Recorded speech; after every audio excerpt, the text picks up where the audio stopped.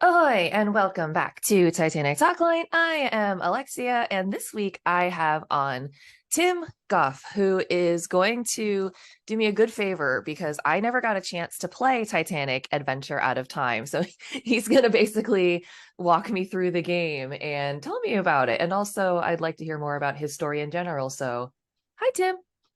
Hi, Alexia. Thank you very much for having me on the podcast. It's a pleasure. I wish everyone could see you have fantastic hair, Thank you. Yeah, I great mean, curls. this is just a day's worth of mess and work, etc. I'm kind of like you. I have wavy hair. It's back right now, but I'm very Mm, lucky in that even when it just kind of air dries, it looks pretty okay. right.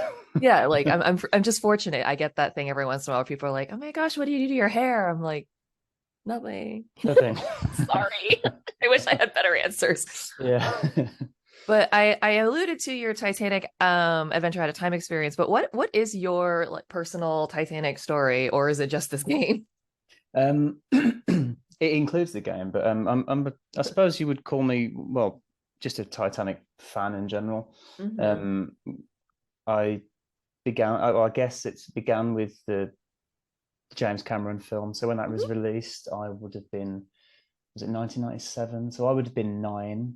Um, but because in the UK it was released at a 12 certificate, I was not allowed to go and see it. Um, Is that in like sorry, is that sort of the maybe equivalent of the US like PG-13 where it's like you had to Yeah, independently go, oh, okay. well, we have the 12A now in the UK, which I think if when Titanic was released, it might have passed at 12A, maybe not, but it was just a strictly 12, which means anyone under the age of 12 is not allowed in the cinema to see Understand. it.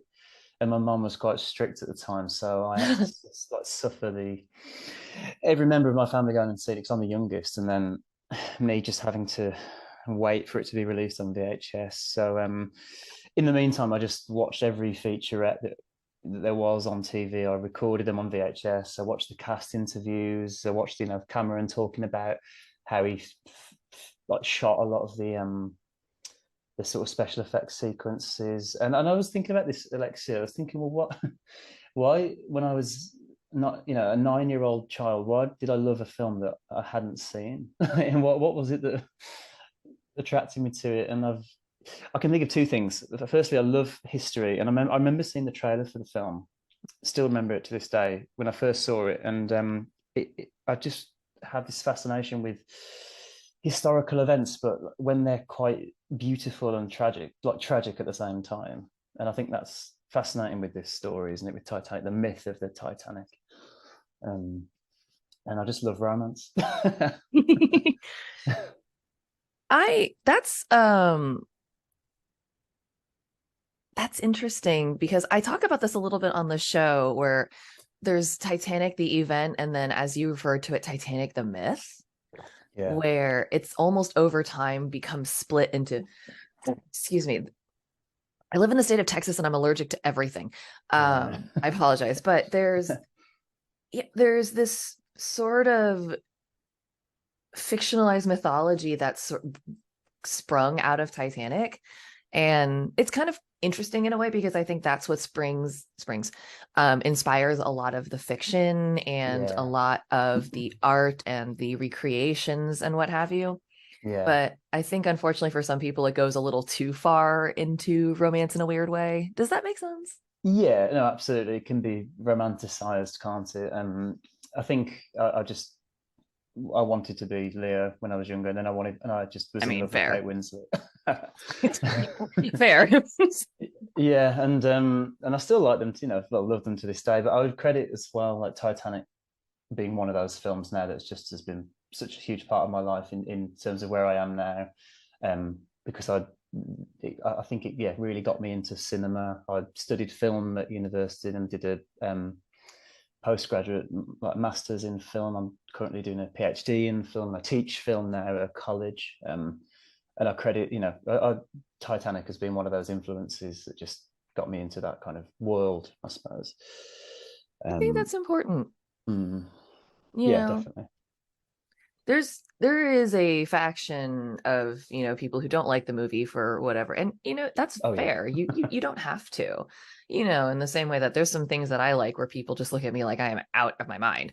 But Like I what? think it's I play roller derby, which is a full contact sport, and I'm also over the age of 30, and people look at me like, what in the absolute hell is wrong with you? You're gonna die. So is that like roller skates? Hmm. And that's as far as I know. That's as far as I'm going with that. I don't know. Yeah, it's roller skates, and there's no like ball or baton or any kind of prop Right. involved. So it's just running into each other at speed. And for example, this past weekend, I've got a pretty impressive bruise on my back now, but I hit my head pretty hard on the ground. Yeah, it's things like that where you're like, this is an extremely normal risk that you run in this sort of thing. So that's the first example I have offhand. It's more of things that I don't like that people give me weird looks for. Like I don't like coffee. Oh right, I see. Okay. Yeah. Yeah, that's Am the I kind of giving you? approach. I didn't until last year, and I went to Cuba for the first time, and that's what got me into it. Is their coffee just way better? Yeah, but also they don't serve tea, like that classic English breakfast tea, which is so Hmm. prevalent in this country. But I yeah. mean, I So love tea, but oh, there you go then. Yeah. yeah, I don't need it though. I know that some people, and this isn't making fun of Mm, people. Some people need their caffeine. I don't. mm. So I'm very sympathetic towards that when you're suddenly somewhere and you can't have what you're used to. Yeah, anything sort of will do in that instance. You mentioned, Alexia, about people who are critical of the film, and I Mhm. think is I totally, yeah, I am as well. As much as I love it, like Sure. I first heard this when I heard of your podcast on the Titanic Minute podcast. They posted, the Midnight Boys posted about you, or you posted on their page. I can't remember what it was on. I love the Midnight Voice. Yeah, that podcast is it's just a bit of a happy place for Oh my me. gosh, I got one. I don't know if you have like Spotify or anything, but you know how at Yeah, the end yeah, of the year they show you the like this is what you did, and I don't remember if it was yeah. last year or the year before, but I got it in one of those horrifyingly embarrassing high number for like this is the number of hours you spent listening to Titanic Minute. I was like, Minute. oh no, I cannot share that in the group. Yeah, I got that same notification, but it was during the lockdown year, Yeah, so 2020. I think it was like Yeah, 21 or something. yeah, yeah. But I think they're so funny. Oh my God, they are. Some of the things they talk about, and I agree with it. It's Same. I yeah. have to admit I agree with them, but I'm sorry, you were saying I Oh got yeah, distracted by just the dogs. no, just that I think a lot of the criticisms leveled at that film are valid. James Cameron, great director, poor writer, Yeah. and just a almost bombastic, hilarious, insane megalomaniac. Yeah, I have to say that for me, the writing is where the film does fall short, if when it Yeah. does fall short. I studied English in school. My emphasis was in creative writing, so I Oh love right. looking, yeah, I like looking for plot devices. I especially love clever writing. Like if a Yeah. show can really make me laugh or really make me cry or feel an emotion, even if it's basic or silly, I still give it a lot of emphasis. I cried during Star Wars Rebels. Oh right. I've not seen that. Oh, it's really good. Yeah. Right. Oh, I could get totally sidetracked about that for Is that a new series? no, that one's not new. So, the new show Ahsoka? Yeah. Right. Yeah. Yeah. Okay. That's like the continuation of Rebels. I Got think there's yeah. supposed to be like a couple years between whenever Rebels ended and whenever Ahsoka begins, Yeah. but it picks up on those storylines and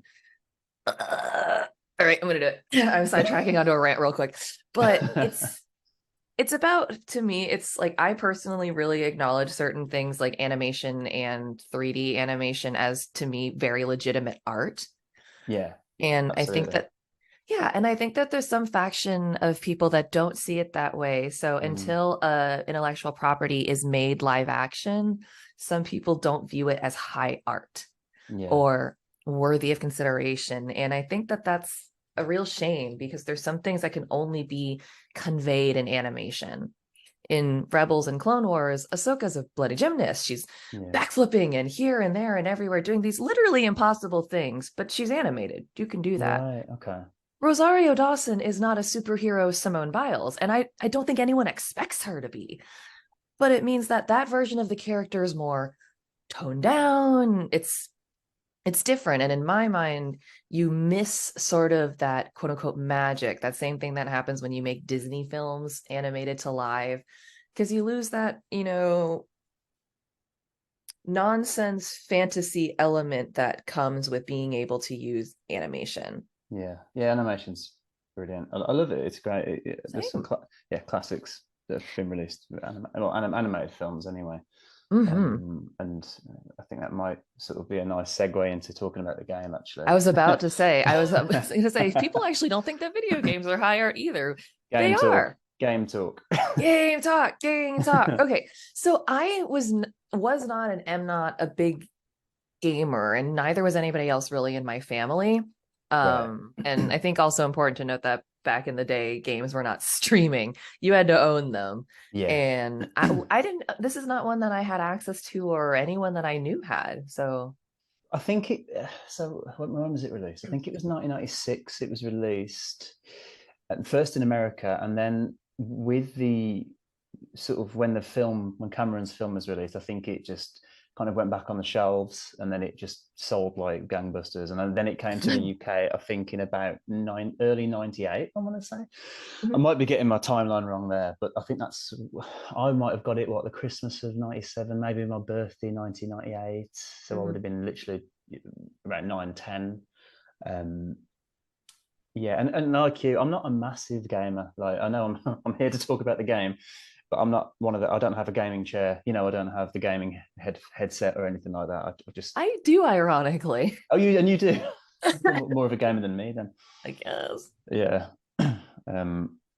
But yeah, so released by this developer called Cyberflix, which I did a bit of research into them. They don't exist anymore. They released one game before this. It was called Dust: A Tale of the Wild West, which I actually never played, but it's that same setup. It's a point and click kind of almost like a mystery game, although Adventure Out of Time is much more mystery Mhm. orientated. And I think, again, in my research, I think they released a game after Adventure Out of Time, but it sort of just disappeared into the ether and didn't really do Mm. anything. But Titanic sold the Adventure Out of Time sold a lot of copies. I don't have the exact figures in front of me, but yeah, sad that it sort of went into liquidation afterwards. But I don't actually have the game anymore. I Mhm. just in preparation for this, I watched a playthrough, and you said you haven't played it. You I had heard of have it though. not. I have. I'm looking, I Googled it right now, and apparently you can get it on Steam. Oh yeah, yeah. So you'll be able to download it on Steam. Yeah. I might do that later on. But no, I've never played it. I've seen, trailers. I've never watched a complete playthrough, but I've seen like, Right. some compilation clips online. I mean, And playthroughs aren't exactly the most exciting, are they? If you're not playing the not game itself. really. I think I've watched one playthrough in its entirety, and that's because it was a game that I was somewhat interested in. It was the Japanese horror movie Ju-on, The Grudge. Grudge, There yeah. is a video game version of that, and I was curious about it, but it's like I'm never going to go through the trouble of downloading that. So I watched a playthrough of it, but that's the Playthrough of only Ju-on. playthrough. What's that like? Uh, this was old PewDiePie, so it was a Oh lot right. of yelling and laughing, but it was one of the only Yeah. people that had streamed this game, so Yeah, it was right, fair fine. enough. But again, it was also earlier in his stuff, so it was a little bit more toned down and a little less. I don't know. It was fine. Right, It was okay. long. Yeah, yeah, yeah, long, yeah. I think It was that's one of long. the beauty of this game is, well, if you know all the tricks and the secrets, you can pretty much do it in maybe 2 hours, maybe Oh, just that was a roughly. quick game. I mean, it wasn't when I played it, Alexia, when I was when I was younger. It was a long, long game. I got stuck many times on this I'm game. sure that they're like I when I was younger, my brother and I used to play these games called like Freddy Fish and Pajama Sam, and we would spend hours and hours and hours and hours and hours and hours on them. Right. I bet if I tried them again, it would take me about an hour and a half. Yeah, that's it. Because you know all the, so you know what to do, don't you?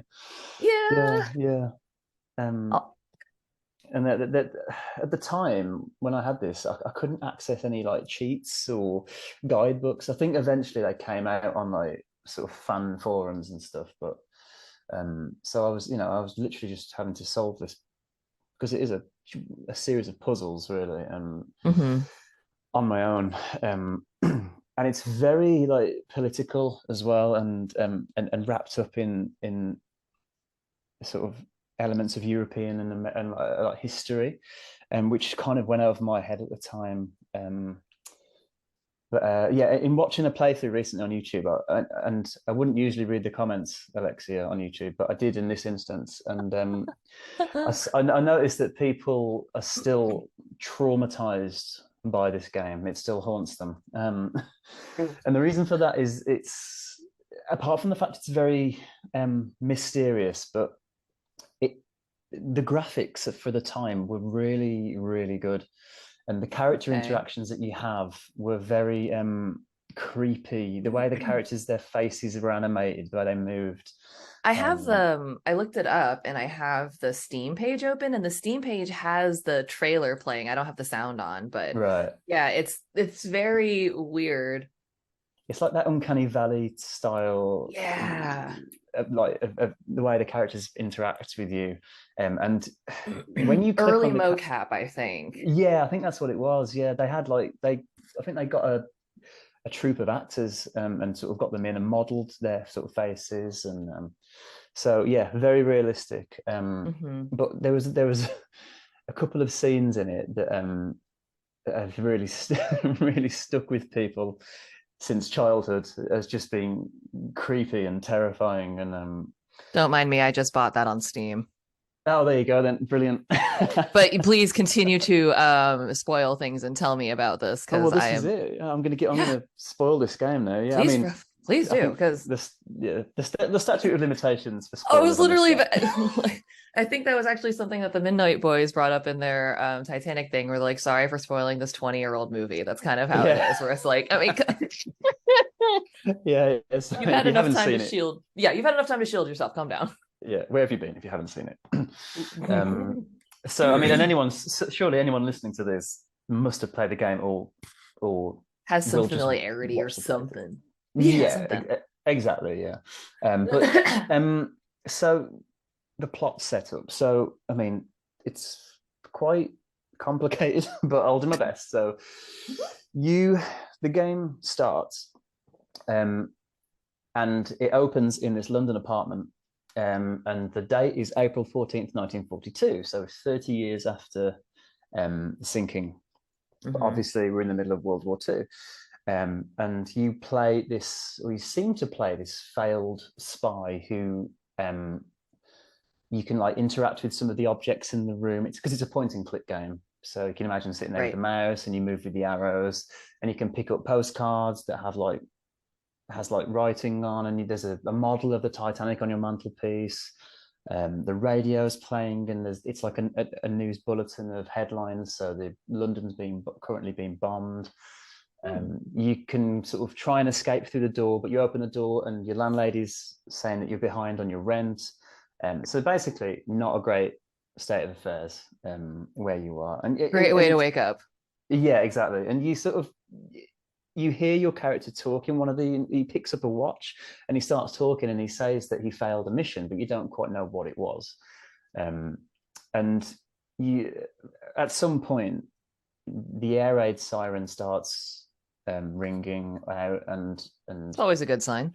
yeah, yeah, always a good sign. And then before you know it, a bomb has hit the apartment and explosion, and that's it, fade to black. But then you are flying over the sea at night time, and the clock is ticking back, and you're traveling back in time. And the message there is, well, what if the past could be changed? And that's it.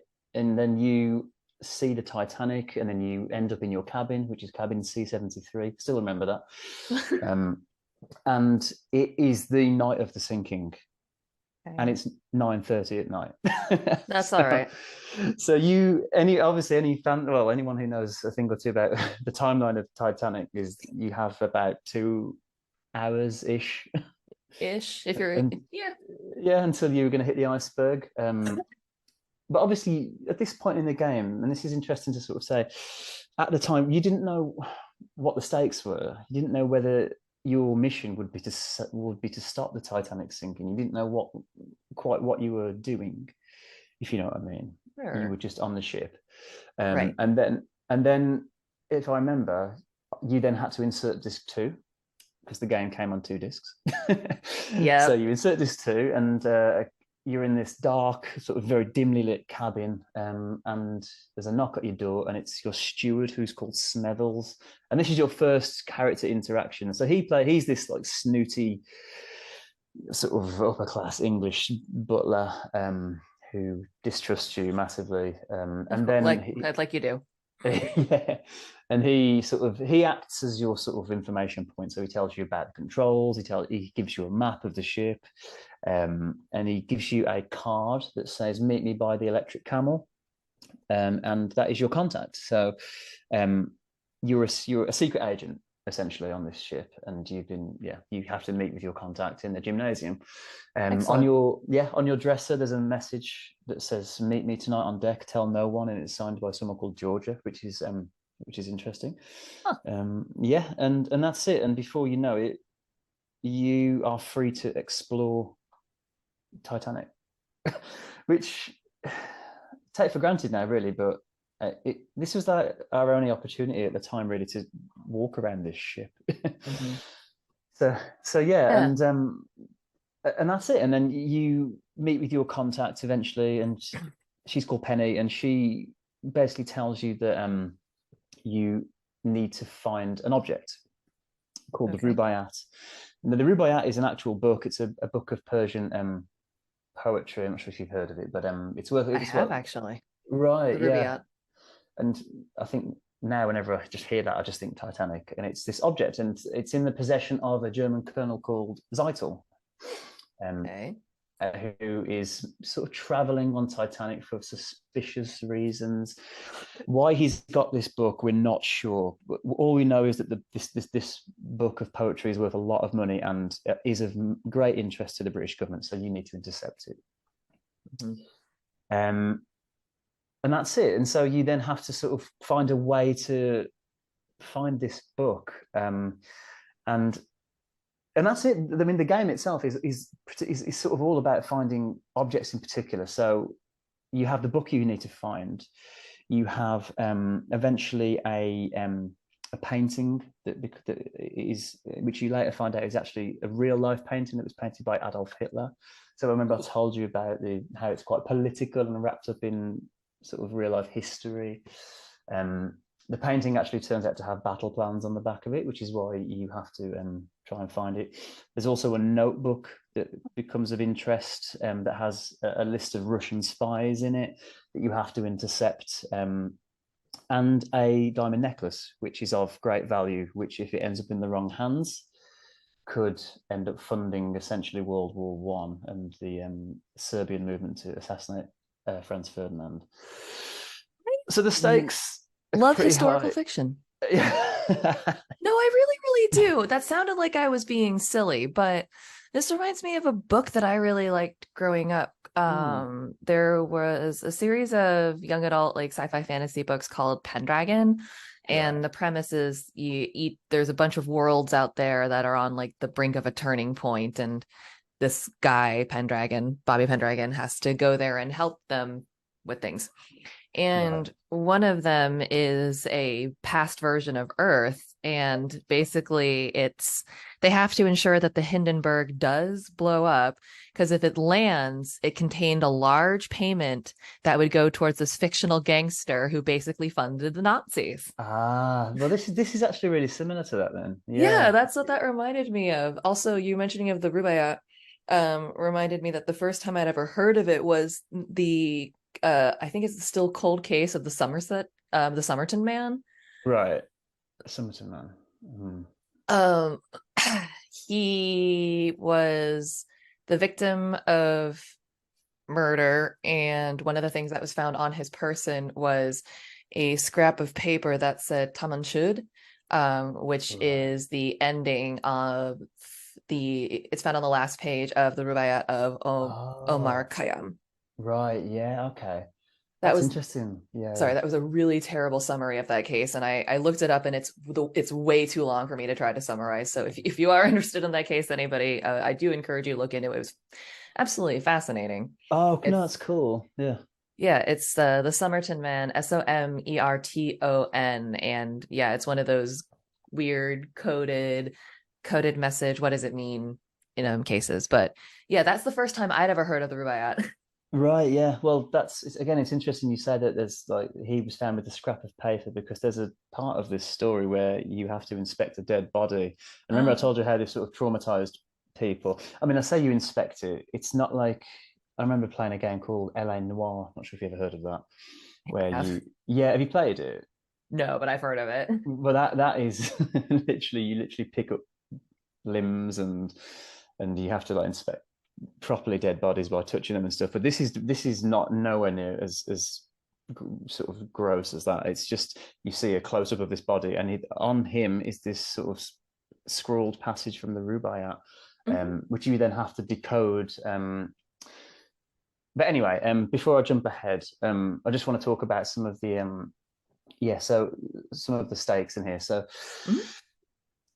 apart from the fact you've got to sort of grab or find these four items, you run into a bunch of characters that are ostentatious and um, just just crazy and creepy as well, and quite funny now when I think about it. Some of the things I talk about, like you obviously you've got your contact, who's this British quite middle class woman who's quite annoyed because she's been put in F deck and she wanted to be put in first class, so she's annoyed.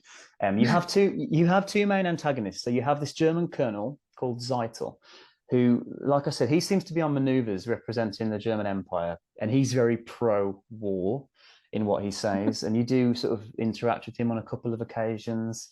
Um, and there's another antagonist called Vlad. Now, this is where I think a lot of people got creeped out. Vlad is a Serbian stowaway, and on your hunt for the Rubaiyat, which eventually takes you down to the engine room, he sort of stops you, and his character design. And if you do end up playing this, Alexa, you'll you'll understand. He's very creepy the way he looks at you. He sort of Ugh. holds his face down and glares up at you, and he looks tough. And he wants the Rubaiyat because, like I said, he's sort of pro-war as well. He wants to fund what is called the Black Hand, which is the movement that assassinated Archduke Franz Ferdinand, which then set into the motion the chain of events that caused World War One. Right.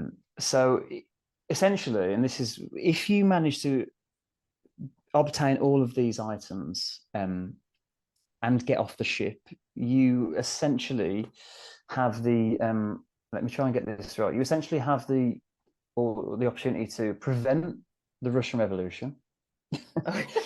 Okay. because you No because pressure. you because you take this notebook that has Russian spies' names in it, and if that gets into the wrong hands, then yeah, Russian Revolution, World War One, obviously then leads to World War Two, and then the prevention of the Cold War, and it basically change. You will change history as you know it. The only thing you can't change is the ship sinking. It's a bit like you said about that game. Is it the game about Hindenburg? That has to happen, but you can prevent something on a much larger scale from happening. Yeah, that was the whole thing with Pendragon, where it's like, okay, if we choose to save the Hindenburg, you'll save the however many Yeah, people, but you'll also save the criminal enterprise of a Nazi funder, which was the right. implication of that book in particular. So Yeah. I do kind of like that notion though, because so I was talking to um my boyfriend a bit about Inception and how we Mm, really like that the Inception box they don't try to explain the physics of how like the Inception box works. They're yeah. like, yeah, we hook you up to this machine and in you go. There's no one explains it further because Yeah. I think that if you start trying to do things like well, here's how the world would play out if this thing happened and that happened. And we've seen TV shows and stuff where it's gone really well.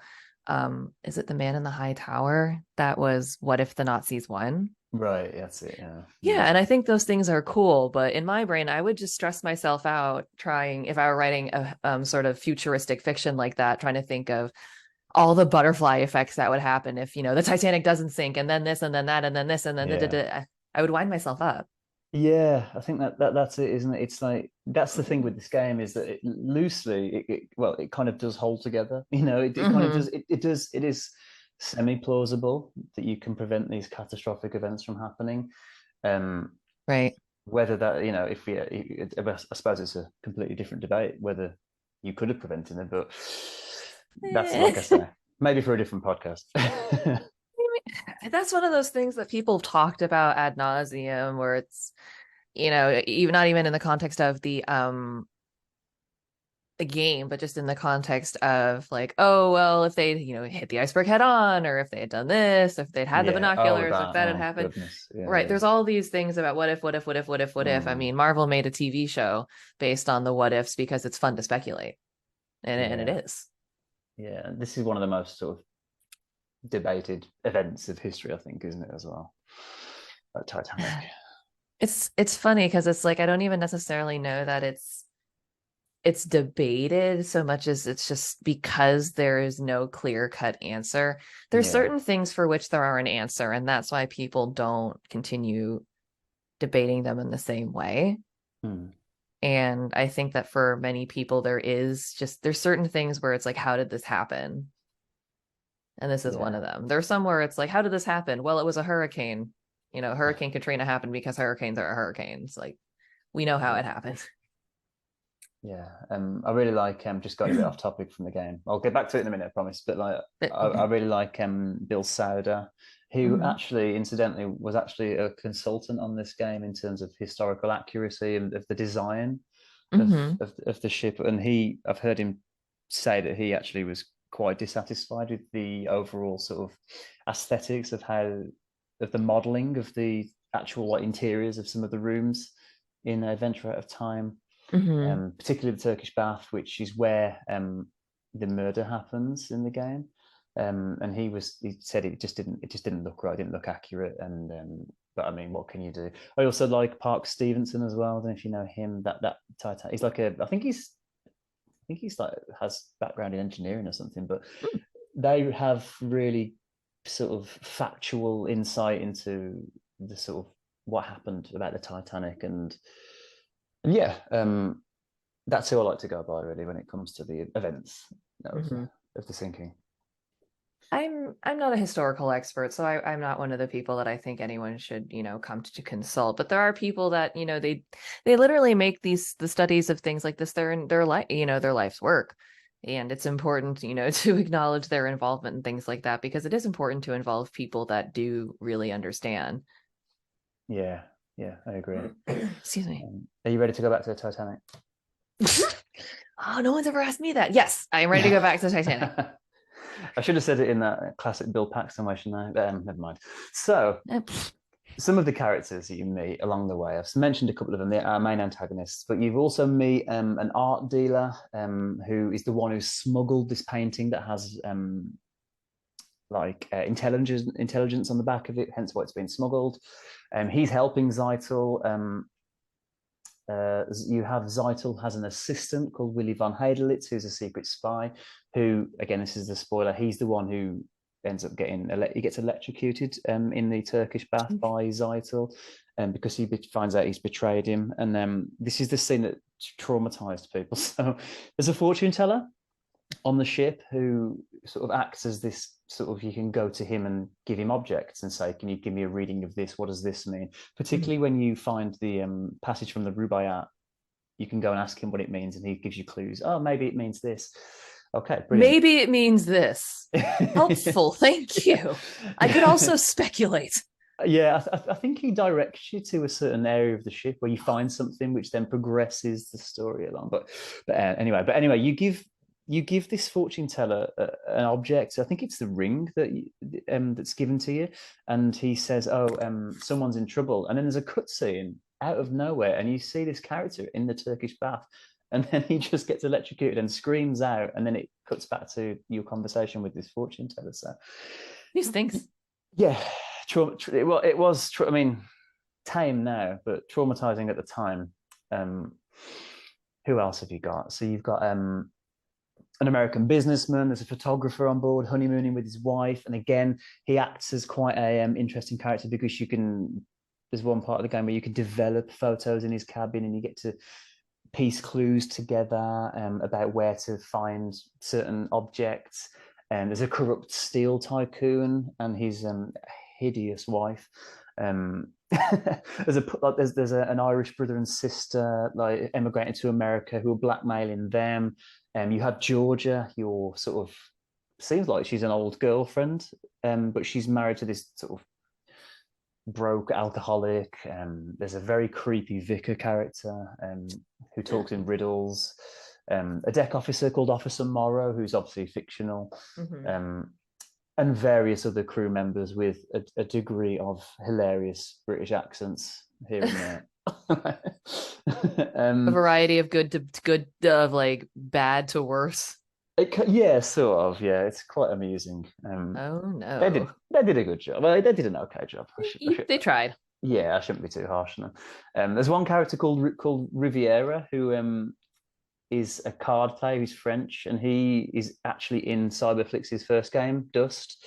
And so they sort of he's obviously older in Titanic, but at some point when the ship hits the iceberg, because this is important. Yeah, you can't prevent the ship hitting the iceberg, but you do play when the ship is sinking. The cutscenes are, to be fair, the cutscenes with the ship sinking are actually, I think they are quite good. They hold up. But the ship doesn't necessarily, in terms of the gameplay, it doesn't really change when the ship's sinking. So it doesn't look like the ship's sinking. You just hear background noise and all of the characters are on deck. But yeah, your imagination kind of has to do some of the work there. Yeah. Oh yeah, definitely, absolutely. And the music. Oh, I'll get to the music in a minute. But there's one character called the Purser, who is possibly the most annoying game character I've ever met. He's a gatekeeper, and he on at least 2 occasions you have to get something from his office, but obviously you can't do it whilst he's there. And he doesn't really let you into his office until you do something for him. And one of the tasks was you have to find Isidore Strauss's cufflink. He left his cufflink somewhere on the ship. He's lost it.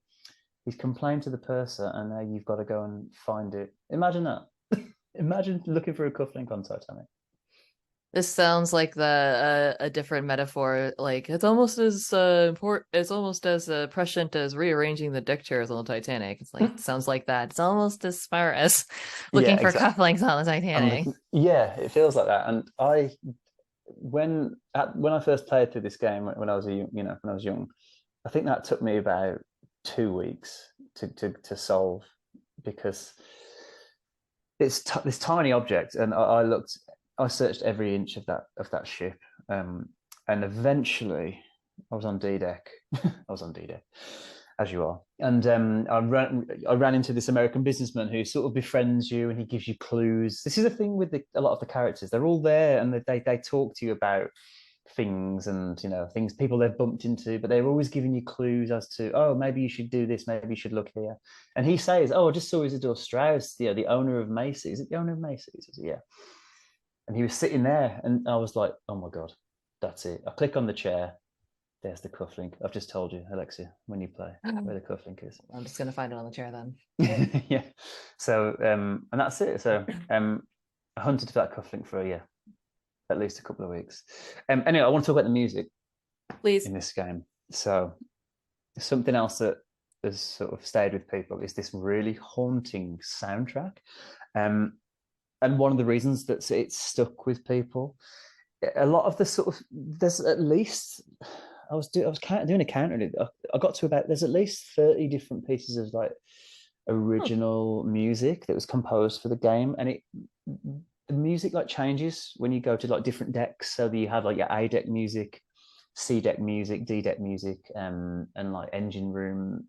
I think engine room's actually just sound effects. But anyway, a lot of the pieces are quite classical in the style of Stravinsky or Verdi or Chopin, and some of them Okay. are just very simple piano pieces, and they use that Sure. very chromatic, like dreamy sort of scale, which is incredibly eerie at times because when you're exploring this ship, it's all nighttime. You don't play the game during the day on the ship, Oh, which is great. yeah, which is quite a smart move on the developers, so that they could just close a lot of the ship off. Obviously, like you can't go in that room, can't go in that room.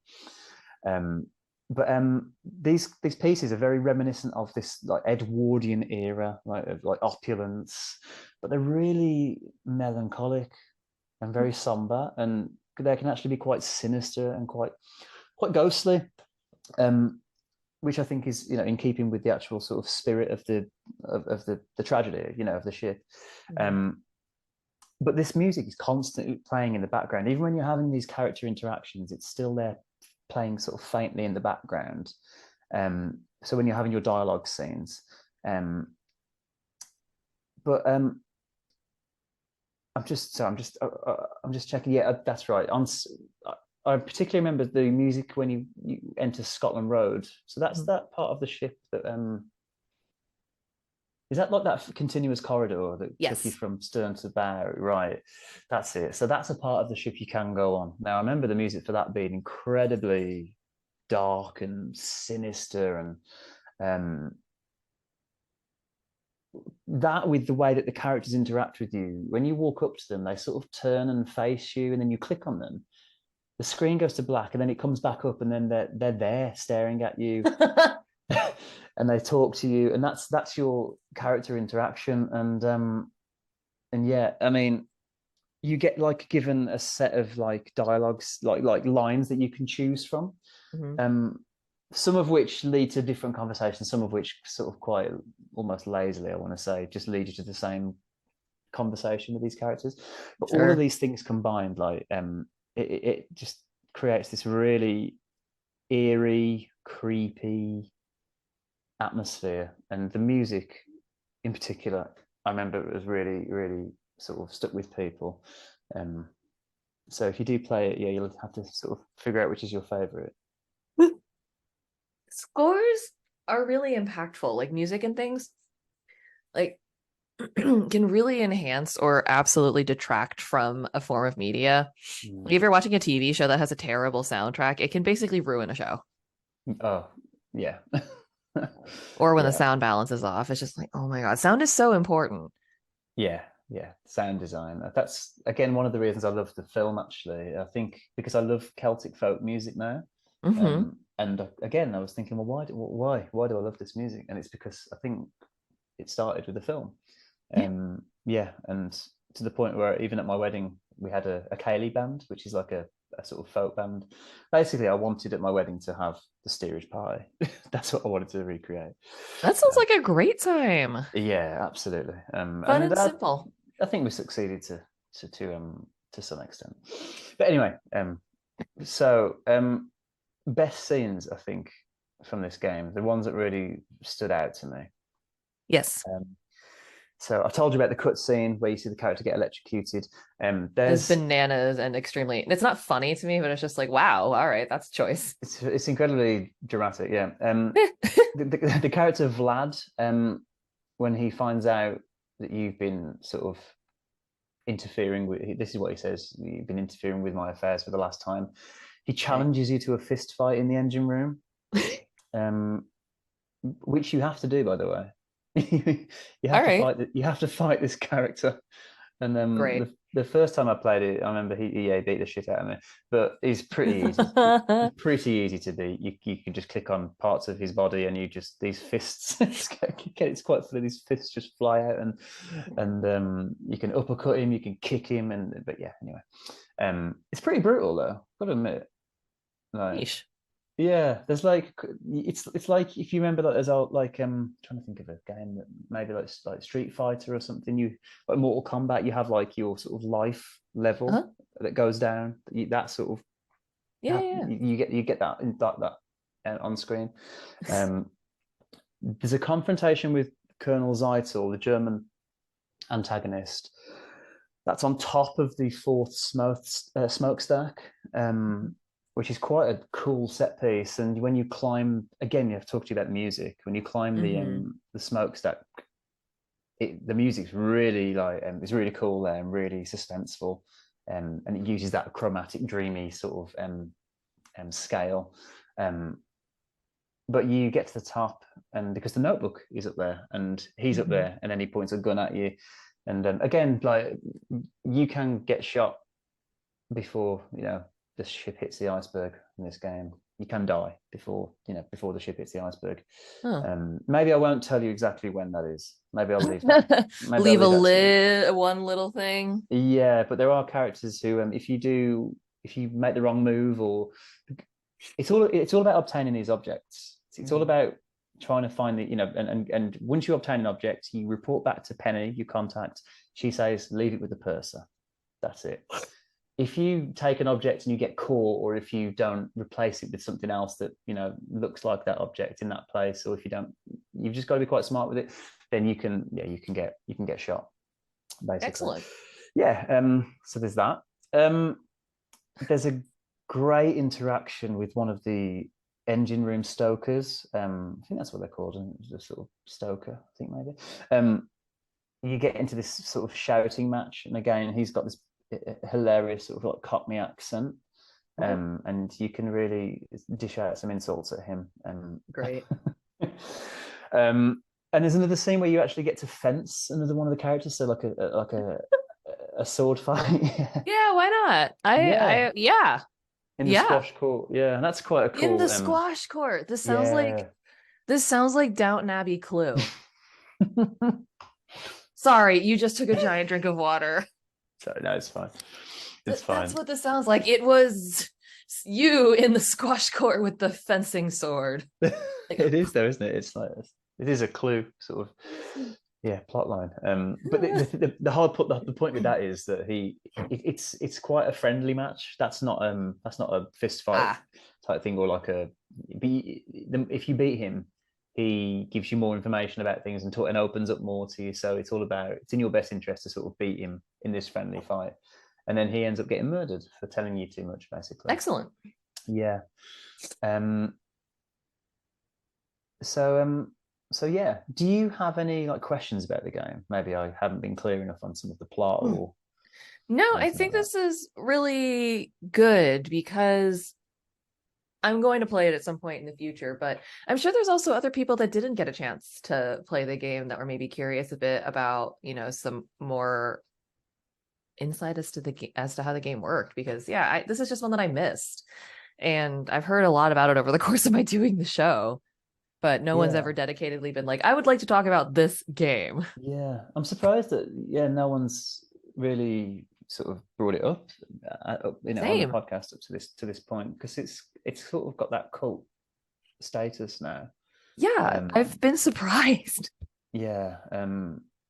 But just when you do, or if you do complete it correctly, this the sort of well, again, like, you can either end up getting shot in your when you go back forward in time and you reflect on the mission or what you did. If you leave the ship with these four items, you complete the game. If you leave the ship and you don't get all these items off the ship, um, you basically end up getting shot in your room by the German. Well, I think it's German anyway.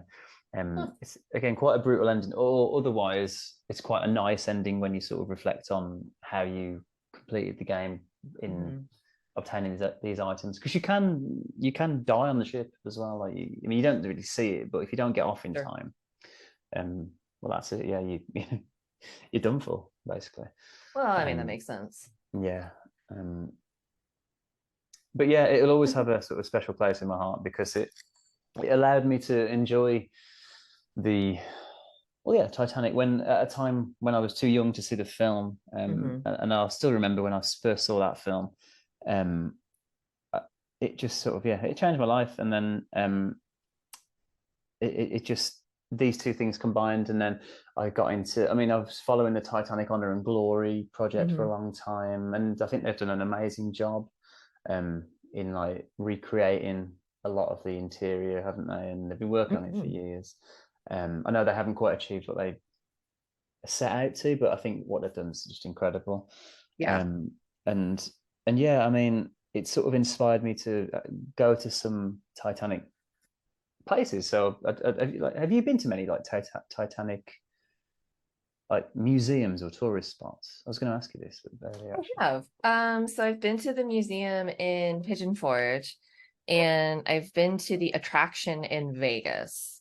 Right. Okay. Yeah. So I think I've heard I've of been that. to those two, and I'm planning on going to the traveling exhibition, the one it's currently in DC, well in the Baltimore area. So I'm Yeah. planning on going to that this weekend. Right. Okay. Oh, just Mhm. this weekend. Oh, cool. Yeah. How about Yeah. you? Because you know, I mean, you're in the UK. Yeah. A little easier to get to some of them. Yeah. Just because I live here. Yeah. Hmm. I've been to the White Star Line, like the headquarters in Liverpool, Hmm. which is I think it's just a big hotel now. We went into like the foyer, and there's a big like, if I remember, there's a big sort of Titanic model in there. I Hmm. think it's just mainly used for like conferences now. I think. Sure. I've been to Cove, which is, well, Hmm. as you know, formerly known as Queenstown, which Hmm. is Titanic's final docking point in Southern Ireland. That was really cool. That's a beautiful sort of seaside like port town. And we went to the White Star Line ticket office there, and they've made that into like a museum. Hmm. Um, and actually, like you can sort of out onto the sort of, is it called the dock? Yeah, the dock, I suppose. Hmm. Because I didn't know this, but Titanic didn't pull into the ship didn't actually pull in, and I learned this when I was there. It was only a few years ago. Um, Hmm. it docked behind, like out, and the passengers were sort of tendered, weren't they, to the ship? But Hmm. the museum guide sort of told us that when the dock, the original sort of jetty, the platform is still there. Obviously, it's not in use anymore, but it's you can actually see this old platform that the passengers would have walked out on. Right. And when you look out from Coab, sort of the port, there's this island called Spike Island. I'm not sure if you've heard of it, which is Hmm. it's a, I think it's like a, it's got a prison on it, but I think it's a tourist destination. And Titanic was docked behind there, so when the passengers were ferried towards the ship, they would have got pulled around the sort of the side of Spike Island and seen this majestic steamer. I always wondered what that must have felt like. Right. It's an interesting question. Yeah, just amazing. When they were saying goodbye to their sort of home country, I just think it's very sort of melancholy and sad, and just, yeah. Sure. Yeah, I still haven't been to Belfast, which is shameful of me. But that's sort of top of my list of places to go. Yeah, I want to go there. I really want to go to Southampton and take a Yeah, transatlantic cruise. I love being on the open ocean, open water. It's one of my favorite things. So I would love to do a transcontinental cruise. And thankfully my boyfriend fully endorses this, and it's a plan in the future because it's like that would be really fun to go to Southampton. I love seaside towns. I love yeah. the ocean. Mm. Obviously I love Titanic, so it would be a, excuse me, fun little combo for me. Yeah, no, absolutely. So yeah, that's sort of in terms of where I've been. I think I went to a Titanic exhibition in Orlando. They seem to be everywhere, don't they? Like there seems to be Yeah. one just sort of pops up somewhere. You should try to come to the convention in Pigeon Forge next year. I don't think the dates have been released yet, but it's usually in the fall sometime. Okay, um, whereabouts is that? It's in Tennessee. Admittedly, it's not like a gigantically cool tourist destination, but it's cool for like a few days. There's a bunch of Titanic stuff, and you get to go through the museum a couple of times. Yeah, right. Yeah, no, absolutely. Um, yeah, I'd like to do that. I suppose just I'd like to visit Tennessee. I'm also interested in that area, just like Nashville. My wife loves like country music, so It's not um, a, you could definitely do a trip of Tennessee while you're there, but it's what it's much closer to is it's right next to, oh my God, I've absolutely forgot the name of the Gatlinburg. It's the town right next door. And it's a beautiful mountain town. oh right, that sounds great. Yeah, I'd love It's to. it's stunning. Yeah, we were planning to come over to America, but then lockdown Mhm. happened, and we had to sort of cancel all Yeah, our plans. And but understood. yeah, yeah, it's certainly a place we want to you ever want to Mhm. sort of explore. I've never had a chance to actually explore Tennessee, like the Nashville myself, and it's one of those things where it's like it would be nice. It seems like a very fun and a different kind of city than anywhere I've ever been personally. Yeah, yeah. I think it's just in comparison to UK cities, they're Oh, just so, yeah, just so grand and spectacular, and yeah. it's definitely different, but thank you Mm. so much for coming on and talking about your experience with the game. I am now actually more excited to play it. I'm excited to be like weirdly traumatized by a 90s graphics and weird music. It's going to be great. I'm sure and nothing bad will happen to me. and those accents. Listen for those British accents; they're brilliant. Oh, I'm going to be excited to try to replicate them on a scale of like passable to Dick Van Dyke. It's going to be great. Yes, definitely verges onto Dick Van Dyke territory. Wonderful. Well, again, thank you so much for coming on. Thank you for having me. It's been And humbling, actually, because you've had some great oh, guests. I mean, never let that be a deterrent. You know, if someone Hmm. says that they want to have people on, I get that response sometimes too, where like, oh, I didn't think you'd take me. It's like when I say anyone should come on, I mean it. Yeah, Just because you're not Don Lynch doesn't mean I don't want to talk to you. that was a great episode, by the way. That was a brilliant He's episode. so nice. He's Yeah, so cool. If anyone ever goes to a Titanic thing and does get a chance to speak to Don Lynch, I encourage you to do so. He's a wonderful person. yeah, Great agreed. guy. But hopefully I'll see you and your wife next year in Tennessee. Yeah, let's hope so. It's been a pleasure. Thank you. Sure.